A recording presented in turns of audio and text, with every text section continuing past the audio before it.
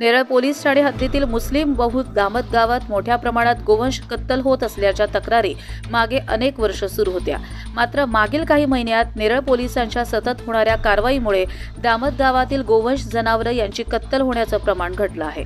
मात्र तरी देखील गोवंश जनावरे यांची कत्तल करण्याचे कोणतेही शासकीय परवाने नसताना देखील छुप्या पद्धतीने जनावरे यांची कत्तल सुरूच आहे। त्यामुळे अलर्ट मोडवर असलेल्या नेरळ पोलीस ठाण्याचे पोलीस यांना दामत गावात गोवंश कत्तल केली जात असल्याची माहिती मिळाली।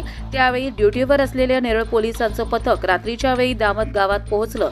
पोलीस नाईक अण्णासाहेब मेटकरी हे आपल्या स्टाफसह 2 गोवंश जनावरे यांची कत्तल करून त्यांचे मांस बाजूला करण्याचे आणि अन्य कामं सुरू होती।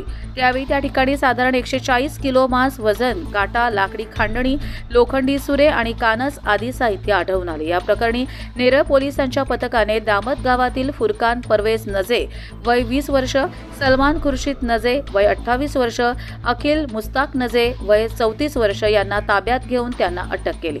दामत गावातील गोवंश जनावरे यांच्या कत्तल प्रकरणी नेरळ पोलीस ठाणे येथे गुन्हा रजिस्टर नंबर 163/2025 नुसार भारतीय न्याय संहिता 2023 कलम 325, 3.5 सह महाराष्ट्र प्राणी संरक्षण सुधारणा अधिनियम सन 1995 चे कलम 5(ब) चे उल्लंघन, 9(5) क चे उल्लंघन, 9(अ) नुसार गुन्हा दाखल झाला आहे।